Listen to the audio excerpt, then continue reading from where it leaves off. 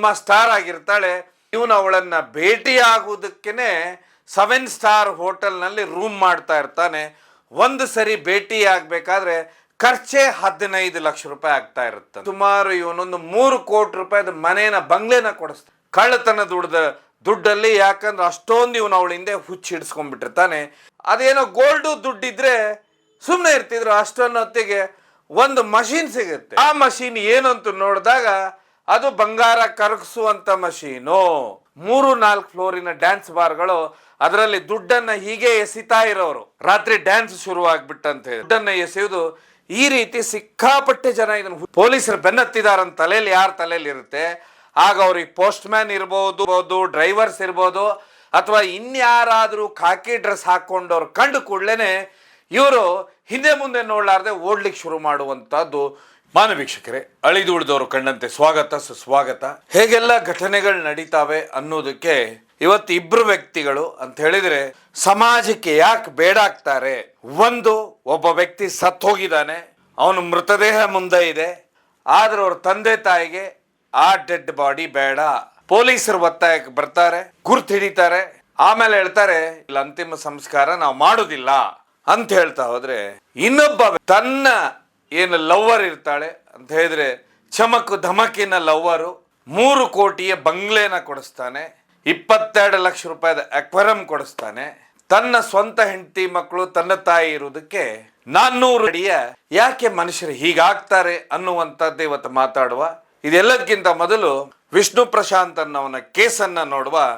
ಯಾಕಂದ್ರೆ ಈ ಕೇಸೇ ವಿಚಿತ್ರವಾಗಿದೆ. ಡಿಸೆಂಬರ್ 24 ಕನಕ್ಪುರ ರಸ್ತೆಯ ಒಂದು ದೊಡ್ಡ ರೆಡಿಮೇಡ್ ಶಾಪು, ಅದರ ಮೇಲೆ ಪೂರ್ತಿ ಕರ್ಟನ್ ಬಾಕ್ಸ್ ಎಸೆಯುವುದಕ್ಕೆ ಪೂರ್ತಿ ಒಂದು ಗುಡಾನು ಅಂತ ಹೇಳಿದ್ರೆ ಅಲ್ಲಿ ವೇಸ್ಟ್ಗಳೇನು ರೆಡಿಮೇಡ್ ಶಾಪ್ ಇರುತ್ತೆ, ಕರ್ಟನ್ ಬಾಕ್ಸು ಅದು ಇದೆಲ್ಲ ಇರುತ್ತೆ, ಅದನ್ನೆಲ್ಲ ಮೇಲೆ ಎಸೆದಿರ್ತಾರೆ.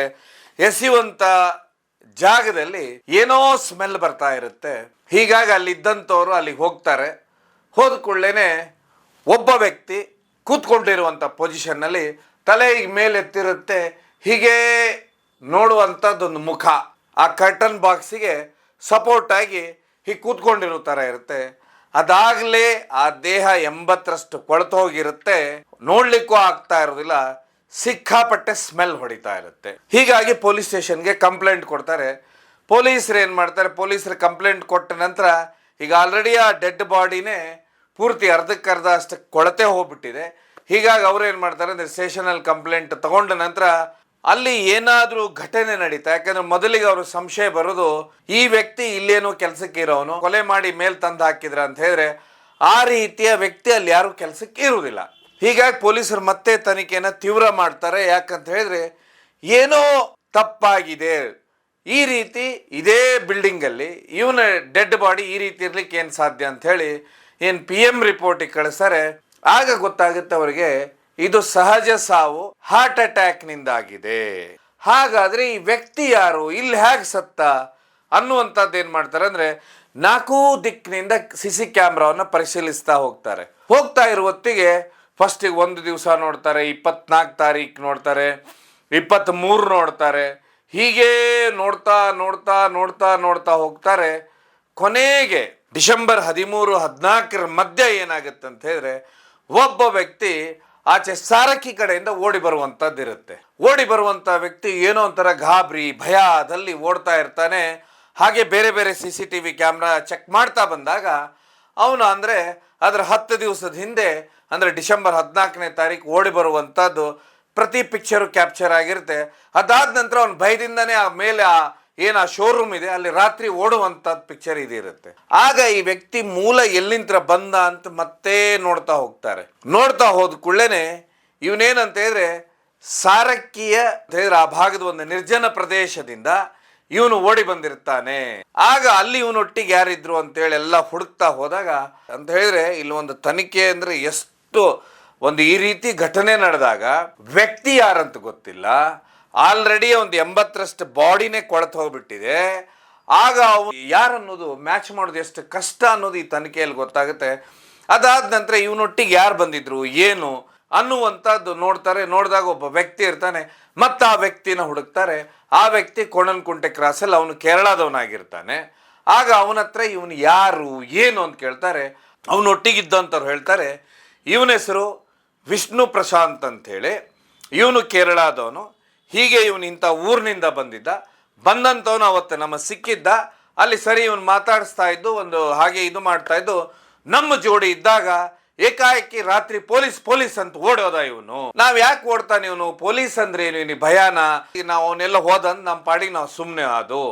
ಆದರೆ ಇವನ್ ಪರಿಚಯ ಇದು ಅಂತ ಹೇಳ್ಕೊಳ್ಳಿ ಪೊಲೀಸರು ಏನು ಮಾಡ್ತಾರೆ, ಆ ಊರಿಂದ ಒಂದು ಯಾವ ಊರ ಹೆಸರು ಹೇಳ್ತಾರೆ, ಅಲ್ಲಿ ಇವನು ಯಾವಾಗ ಹೆಸರು ಹೇಳ್ತಾರೆ, ಅಲ್ಲಿ ಪೊಲೀಸರಿಗೆ ಕಾಂಟ್ಯಾಕ್ಟ್ ಮಾಡಿದಾಗ ಇವನ ಹಿಸ್ಟ್ರಿನ ಪೊಲೀಸರು ಹೇಳಿದಾಗನೇ ಇಲ್ಲಿ ಪೊಲೀಸರು ಫಸ್ಟಿಗೆ ಬೆಚ್ಚಿ ಬೀಳ್ತಾರೆ. ಯಾಕಂತ ಹೇಳಿದ್ರೆ ಇವನ ಹೆಸರು ವಿಷ್ಣು ಪ್ರಶಾಂತ್ ಅಂತ ಹೇಳಿ, ಇವನು ತುಂಬ ಚಿಕ್ಕ ವಯಸ್ಸಲ್ಲಿ ಹೇಗಿರುತ್ತೆ ಅಂತ ಹೇಳಿದ್ರೆ, ತುಂಬ ಚಿಕ್ಕ ವಯಸ್ಸಲ್ಲೇ ಕಳ್ಳತನಕ್ಕೆ ಇಳಿದಿದ್ದ.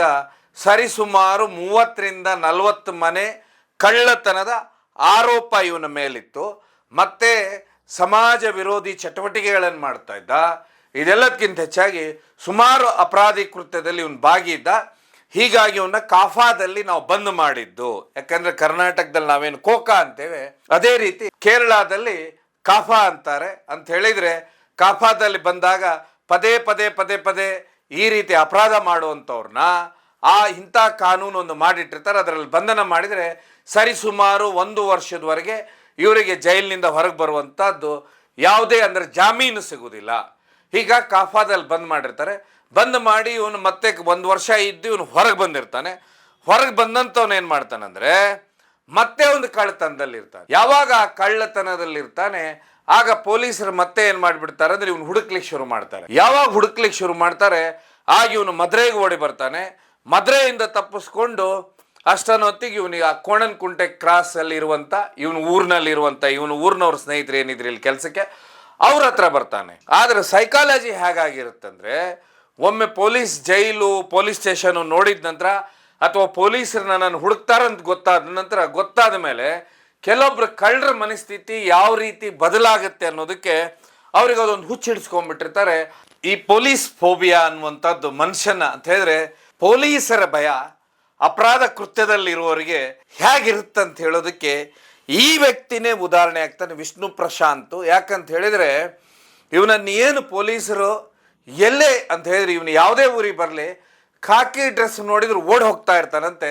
ಅದೇ ರೀತಿ ಇವನು 13ನೇ ತಾರೀಕು ಡಿಸೆಂಬರ್ ತಿಂಗಳು 13ನೇ ತಾರೀಕು ಇವನು ನಿಂತ್ಕೊಂಡಿರ್ತಾನೆ. ನಿಂತ್ಕೊಂಡಾಗ ಅವ್ರ ಸ್ನೇಹಿತರೊಟ್ಟಿಗೆ ನಿಂತ್ಕೊಂಡಾಗ ಯಾರೋ ಒಂದು ಖಾಕಿ ಡ್ರೆಸ್ನವರು ನೋಡಿದಾಗ ಆಗುತ್ತೆ. ಯಾಕಂದ್ರೆ ಈ ರೀತಿ ಪೊಲೀಸರು ಬೆನ್ನತ್ತಿದಾರಂತ ತಲೆಯಲ್ಲಿ ಯಾರ ತಲೆಯಲ್ಲಿ ಇರುತ್ತೆ, ಆಗ ಅವ್ರಿಗೆ ಪೋಸ್ಟ್ ಮ್ಯಾನ್ ಇರ್ಬೋದು, ಡ್ರೈವರ್ಸ್ ಇರ್ಬೋದು, ಅಥವಾ ಇನ್ಯಾರಾದರೂ ಖಾಕಿ ಡ್ರೆಸ್ ಹಾಕ್ಕೊಂಡವ್ರು ಕಂಡು ಕೂಡಲೇ ಇವರು ಹಿಂದೆ ಮುಂದೆ ನೋಡ್ಲಾರ್ದೆ ಓಡ್ಲಿಕ್ಕೆ ಶುರು ಮಾಡುವಂಥದ್ದು ಇದೊಂದು ರೋಗ.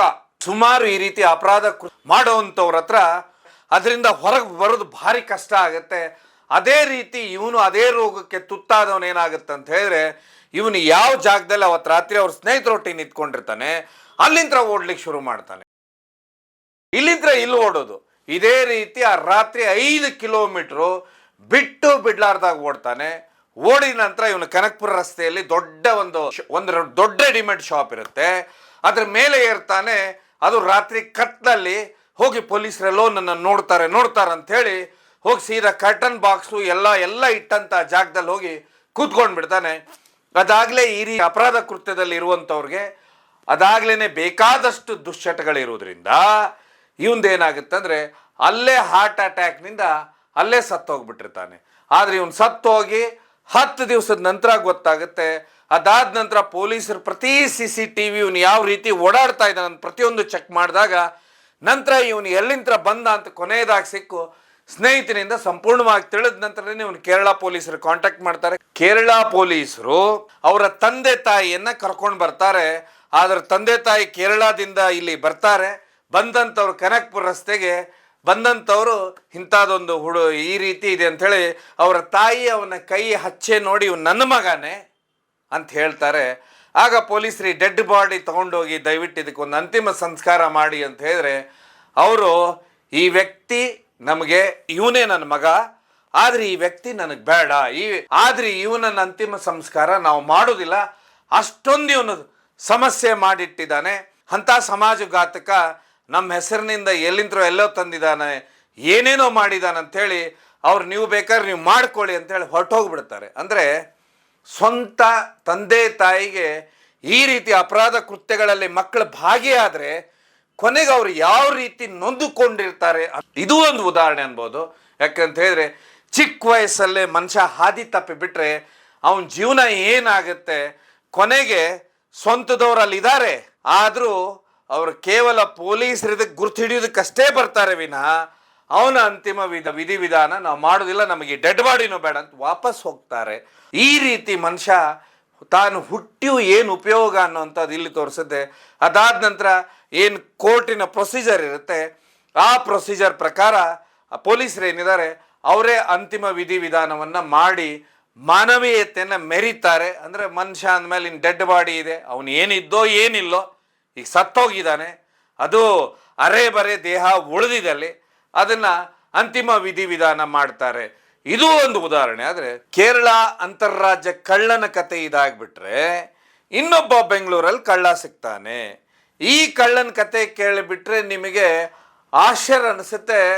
ದೊಡ್ಡ ದೊಡ್ಡ ಡ್ಯಾನ್ಸರ್ಸ್ಗೆ, ಬಾಲಿವುಡ್ ಆ್ಯಕ್ಟ್ರಿಗೆ, ಹುಡುಗಿಯರಿಗೋಸ್ಕರ ಈ ರೀತಿ ದುಡ್ಡು ಖರ್ಚು ಮಾಡುವಂಥ ಕಳ್ಳರು ಸಿಗ್ತಾರ ಅನ್ನುವಂಥದ್ದು ನಿಮ್ಗೆ ಗೊತ್ತಾಗುತ್ತೆ. ಯಾಕಂತ ಹೇಳಿದ್ರೆ ಬೆಂಗಳೂರಿನ ಮಡಿವಾಳ ಇದೆ, ಮಡಿವಾಳದಲ್ಲಿ ಮಾರುತಿ ನಗರ ಏರಿಯಾ ಇದೆ. ಇಲ್ಲಿ ಜನವರಿ ತಿಂಗಳಲ್ಲಿ ಒಂದು ಮನೆ ಕಳ್ಳತನ ಆಗುತ್ತೆ. ಈ ಮನೆ ಕಳ್ಳತನ ಆದ ನಂತರ ಪೊಲೀಸರು ಏನು ಮಾಡ್ತಾರೆ, ಎಲ್ಲ CCTVನೂ, ಯಾಕಂತ ಹೇಳಿದ್ರೆ ಇದು ಮನೆಯವರು ಲಾಕ್ ಹಾಕ್ಕೊಂಡೆಲ್ಲ ಊರಿಗೆ ಹೋಗಿರ್ತಾರೆ, ಆ ಸಮಯದಲ್ಲಿ ಕಳ್ಳತನ ಆಗಿರುತ್ತೆ. ಆಗ ಪೊಲೀಸರು ಏನು ಮಾಡ್ತಾರೆ, CCTV ಅನ್ನೋ ಅಸ್ತ್ರ ಇರುತ್ತಲ್ಲ, ಹೀಗಾಗಿ CCTVನ ಹುಡ್ಕೊಂಡು ಅಲ್ಲಿ ಇಲ್ಲಿ ಎಲ್ಲ ಕಡೆ ನೋಡ್ಕೊಂಡು ಹೋಗ್ತಾರೆ. ಆಗ ಒಬ್ಬ ಆ ಮನೆಯಿಂದ ಹೊರಗೆ ಬರೋದು ರಾತ್ರಿ ಸಮಯದಲ್ಲಿ ಗೊತ್ತಾಗುತ್ತೆ. ಅದಾದ ನಂತರ ಅವನ್ನೇನು ಮಾಡಿಬಿಡ್ತಾರೆ, ಫಾಲೋ ಮಾಡ್ತಾ ಹೋಗ್ತಾರೆ, ಎಲ್ಲಿ ಹೋದ ಏನಂತೇಳಿ. ಆ ನಂತರ ಅವನು ಮಡಿವಾಳ ಮಾರುಕಟ್ಟೆಯಲ್ಲಿ ಅವ್ನು ಸಿಗ್ತಾನೆ. ಪೊಲೀಸ್ ರೆಡ್ ಹ್ಯಾಂಡ್ ಆಗಿ ಅರೆಸ್ಟ್ ಮಾಡ್ತಾರೆ. ಅರೆಸ್ಟ್ ಮಾಡಿದಾಗ ಪೊಲೀಸರು ಏನು ಮಾಡ್ತಾರೆ, ಅವ್ನು ಮಡಿವಾಳ ಸ್ಟೇಷನ್ಗೆ ಕರ್ಕೊಂಡು ಬರ್ತಾರೆ. ಕರ್ಕೊಂಡು ಬಂದಾದ ನಂತರ ಅವನ ಕೈಯಲ್ಲಿ ವೈಟ್ ಚೀಲ ಇರುತ್ತೆ, ಕ್ಯಾರಿ ಬ್ಯಾಗ್ ಥರ ಇರುವಂಥ ಚೀಲ ಇರುತ್ತೆ. ಆ ಚೀಲವನ್ನು ಚೆಕ್ ಮಾಡಿದಾಗ ಗೋಲ್ಡ್ ಇರುತ್ತೆ, ದುಡ್ಡು ಇರುತ್ತೆ. ಅದೇನೋ ಗೋಲ್ಡು ದುಡ್ಡಿದ್ರೆ ಸುಮ್ಮನೆ ಇರ್ತಿದ್ರು, ಅಷ್ಟೊಂದು ಹೊತ್ತಿಗೆ ಒಂದು ಮಷೀನ್ ಸಿಗುತ್ತೆ. ಆ ಮಷೀನ್ ಏನು ಅಂತ ನೋಡಿದಾಗ ಅದು ಬಂಗಾರ ಕರಗಿಸುವಂಥ ಮಷೀನು. ಲ ಬ್ಯಾಗಲ್ಲೇ ಬಂಗಾರ ಕರಗಿಸುವ ಮಷೀನ್ ಇಟ್ಟಿದ್ದಾನಂದ್ರೆ ಪೊಲೀಸರಿಗೆ ಗೊತ್ತಲ್ಲ ಇವನೆಂತ ನಟೋರಿಯಸ್ ಕಳ್ಳ ಅಂತೇಳಿ. ಅವನ ಹಿಸ್ಟ್ರಿನ ಚೆಕ್ ಮಾಡ್ತಾ ಹೋದ್ಮೇಲೆ ಆಗ ಅವ್ರಿಗೆ ಗೊತ್ತಾಗೋದು ಇವನು ಮಹಾರಾಷ್ಟ್ರ ಅಂತ ಹೇಳಿದ್ರೆ ಕರ್ನಾಟಕ ಮಹಾರಾಷ್ಟ್ರ ಗಡಿ ಭಾಗದ ಸೋಲಾಪುರ. ಅವನು ಏನು ಹೆಸರಪ್ಪ ಅಂದರೆ ಪಂಚಾಕ್ಷರ ಸ್ವಾಮಿ ಅಂತೇಳಿ ಇವನ ಹೆಸರು ಅಂತ ನೋಡ್ತಾರೆ. ಆ ನಂತರ ಅವನ ಹಿಸ್ಟ್ರಿನ ಅವನ್ನ ಕೆದ್ಕೊಂಡು ಹೋಗ್ತಾರೆ. ಯಾಕೆಂದರೆ ಬಂಗಾರ ಕರಗಿಸು ಮಷೀನೇ ಇಟ್ಕೊಂಡು ತಿರುಗ್ತಾನೆ ಅಂದಮೇಲೆ ಇವನೆಂತ ಪ್ರಚಂಡ ಕಳ್ಳ ಇರ್ಬೋದಂತ ಅಲ್ಲಿ ಗೊತ್ತಾಗದಿದ್ದಕ್ಕೆ ಅವನ ಇತಿಹಾಸನ ಪೂರ್ತಿ ಹಿಸ್ಟ್ರಿನ ಇವತ್ತಂತೂ ಎಲ್ಲ ಕಡೆ ನೆಟ್ ಸಾಮಾಜಿಕ ಜಾಲತಾಣ ಇರೋದ್ರಿಂದ ಎಲ್ಲರ ಹಿಸ್ಟ್ರಿನೂ ಅಲ್ಲೇ ಕೂತ್ಕೊಂಡಲ್ಲೇ ಗೊತ್ತಾಗುತ್ತೆ ಪೊಲೀಸರಿಗೆ. ಹೀಗಾಗಿ ಎಲ್ಲ ಚೆಕ್ ಮಾಡಿದಾಗ ಅವರೇ ದಂಗಾಗ್ತಾರೆ ಇವನು ಹಿಸ್ಟ್ರಿ ನೋಡಿ. ಯಾಕಂತ ಹೇಳಿದ್ರೆ 2003ರಲ್ಲಿ ಅಂದ್ರೆ ಆಗ ಇವನು ಅಪ್ರಾಪ್ತ ಇರ್ತಾನೆ. ಅದೇ ಸಮಯಕ್ಕೆ ಕಳ್ಳತನ ಪ್ರಾರಂಭಿಸ್ತಾನೆ. ಇವರ ತಂದೆ ತಾಯಿ ಯಾರಂತ ನೋಡಿದ್ರೆ ಇವ್ರ ತಂದೆ ರೈಲ್ವೆಯಲ್ಲಿ ಕೆಲಸ ಮಾಡ್ತಾ ಇರ್ತಾರೆ. ಸೊ ಅದರರ್ಥ ಒಂದು ಕುಟುಂಬದಿಂದ ಬಂದಿರುವಂಥ ವ್ಯಕ್ತಿ ಅಂತ ಗೊತ್ತಾಗುತ್ತೆ.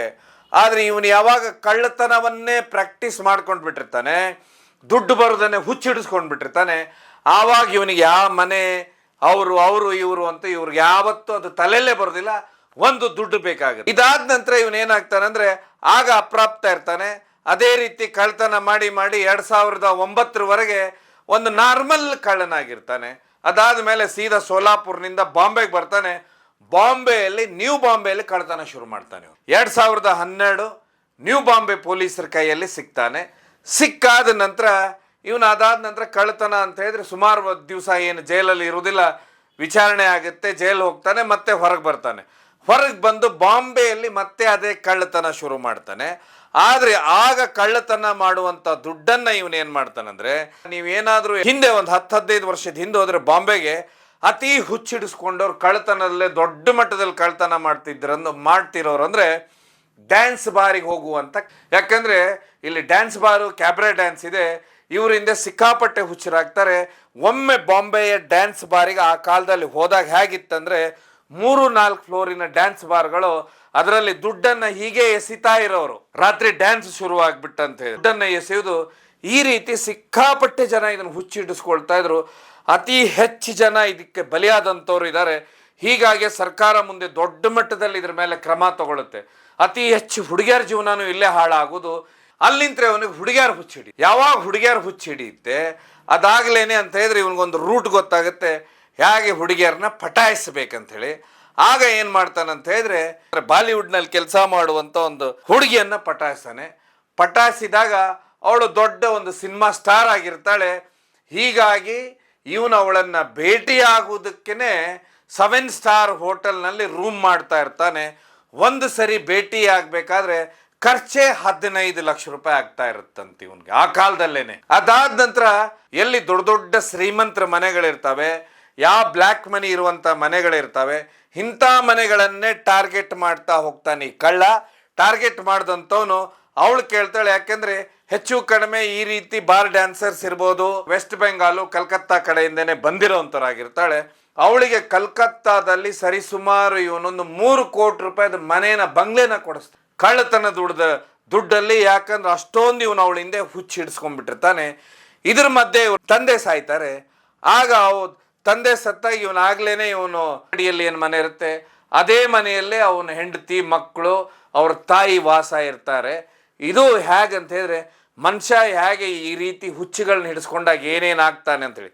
ಇದಾದ ನಂತರ ಇವನ ಬಾರ್ ಡ್ಯಾನ್ಸರ್ಗೆ ಏನು ಹಿಂದೆ ಬಿದ್ದಿರ್ತಾನೆ ಅವಳಿಗೆ ಎಕ್ವೇರಿಯಂ ಕೊಡಿಸ್ತಾನೆ 22 ಲಕ್ಷ ರೂಪಾಯಿದು. ಅದಾಗ್ಲೇನೆ ಇವನೇನಾಗಿರ್ತಾನೆ ಅಂದರೆ ತುಂಬ ಕಳ್ಳತನದಲ್ಲಿ ನಟೋರಿಯಸ್ ಆಗಿರ್ತಾನೆ. ಆಗ ಗುಜರಾತ್ ಪೊಲೀಸರು, ಯಾಕಂದರೆ ಎಸ್ಪೆಷಲಿ ಬಾಂಬೆಯಲ್ಲಿ ಯಾರು ಇರ್ತಾರೆ ಇವ್ರು ಹೆಚ್ಚು ಕಡಿಮೆ ಗುಜರಾತ್ ಹೋಗೋದು ಬರೋದು ಇವ್ರದ್ದು ಇರುತ್ತೆ. ಈ ರೀತಿ ಗುಜರಾತ್ನಲ್ಲಿ ದೊಡ್ಡ ಕಳ್ಳತನ ಮಾಡಿಬಿಡ್ತಾನೆ ಇವನು. ಆ 3 ಕೋಟಿ ರೂಪಾಯಿ ಬಂಗ್ಲೆಯನ್ನು ಕಟ್ಟಿಸ್ಬೇಕಾದ ದೊಡ್ಡ ಮಟ್ಟದ ಕಳ್ಳತನ ಮಾಡಿರ್ತಾನೆ. ಹೀಗಾಗಿ ಗುಜರಾತ್ ಸಾಬರ್ಮತಿಯಲ್ಲಿ ಇವನ ಮೇಲೆ ಕೇಸ್ ಆಗುತ್ತೆ. ಆ ಕೇಸಿನಲ್ಲಿ 6 ವರ್ಷ ಶಿಕ್ಷೆ ಆಗುತ್ತೆ. 6 ವರ್ಷ ಶಿಕ್ಷೆ ಆದ ನಂತರ ಇವನು ಜೈಲಿಗೆ ಹೋದವನು ಮತ್ತೆ 2022ಕ್ಕೆ ಇವನು ಹೊರಗೆ ಬರ್ತಾನೆ. ಹೊರಗೆ ಬಂದಂಥವನು ಏನು ಮಾಡ್ತಾನೆ, ಮತ್ತೆ ಯಾವಾಗ ಇವನು ಗುಜರಾತ್ ಜೈಲಿನಿಂದ ರಿಲೀಸ್ ಆಗ್ತಾನೆ ಅದಾದ ನಂತರ ಮತ್ತೆ ಮಹಾರಾಷ್ಟ್ರಕ್ಕೆ ಬರ್ತಾನೆ. ಅಲ್ಲಿ ಮತ್ತೆ ಕಳ್ತನ ಶುರು ಮಾಡ್ತಾನೆ. ಅದಾಗಲೇ CCTVಗಳು ಎಲ್ಲ ಕಡೆ ಬಂದುಬಿಟ್ಟಿರ್ತವೆ. ಮತ್ತೆ ತಗಲಾಕೊಳ್ತಾನೆ. ತಗಲಾಕೊಂಡಂಥವನು 2024 ಅಕ್ಟೋಬರ್ ತಿಂಗಳಿಗೆ ಇನ್ನು ಮಹಾರಾಷ್ಟ್ರನೂ ಬೇಡ, ಗುಜರಾತು ಬೇಡ, ತೆಲಂಗಾಣನೂ ಬೇಡ, ಕರ್ನಾಟಕಕ್ಕೆ ಬಂದುಬಿಡ್ತಾನೆ. ಬೆಂಗಳೂರಿಗೆ ಬರ್ತಾನೆ. ಬೆಂಗಳೂರು ಬಂದು ಇಲ್ಲಿ ಕಳ್ತನ ಶುರು ಮಾಡ್ತಾನೆ. ಕಳ್ತನ ಶುರು ಮಾಡಿದಾಗ ಯಾವಾಗ ಜನವರಿಯಲ್ಲಿ ಮಡಿವಾಳ ಪೊಲೀಸರ ಕೈಯಲ್ಲಿ ಒಂದು ತಗಲಾಕೊಳ್ತಾನೆ ಆವಾಗಲೇ ಗೊತ್ತಾಗೋದು ಯಾವ ಚಿನ್ನ ಕರಗಿಸೋ ಮಷೀನ್ ಇವನ ಬ್ಯಾಗಲ್ಲಿ ಸಿಗುತ್ತೆ. ಆಗಲೇ ಗೊತ್ತಾಗೋದು ಇವನೆಂಥ ನಟೋರಿಯಸ್ ಕಳ್ಳ ಅನ್ನೋದು. ಯಾರು ಕೋಟ್ಯಾನುಗಟ್ಟಲೆ ಕೊಟ್ಟು ತನ್ನ ಪ್ರೇಯಸಿಯರಿಗೆ ಮನೆ ಕಟ್ಟಿರ್ತಾನೆ ಅವನ ಮನೆ ನೋಡಿದಾಗ 400 ಅಡಿಯಲ್ಲಿ ಅದನ್ನು ಅಡ ಇಟ್ಟಿರೋದು ಬ್ಯಾಂಕ್ನಲ್ಲಿ ಇರುವಂಥ ಮನೆ ಇರುತ್ತೆ ಅನ್ನೋ ಹೊತ್ತಿಗೆ ಇವರಿಬ್ಬರ ಕ್ಯಾರೆಕ್ಟರ್ ನೋಡಿದಾಗ 2 ವಿಭಿನ್ನವಾದ ವ್ಯಕ್ತಿಗಳು. ಅಂದರೆ ಸಮಾಜದಲ್ಲಿ ನಾವು ನೋಡಿದಾಗ ವಿಚಿತ್ರ ಅನಿಸುತ್ತೆ. ಸೊ ಈ ರೀತಿಯೂ ಮನುಷ್ಯರು ಇರ್ತಾರ ಅನ್ನೋ ಅಂಥದ್ದೇ ವಿಚಿತ್ರ. ಇಲ್ಲಿ ಈ ಕಾರ್ಯಕ್ರಮ ಮುಗಿಸ್ತೇನೆ. ಕಾರ್ಯಕ್ರಮ ನೋಡಿದ್ದಕ್ಕೆ ಧನ್ಯವಾದ. ಇದು ಕೇವಲ ಜನಜಾಗೃತಿಗೋಸ್ಕರ.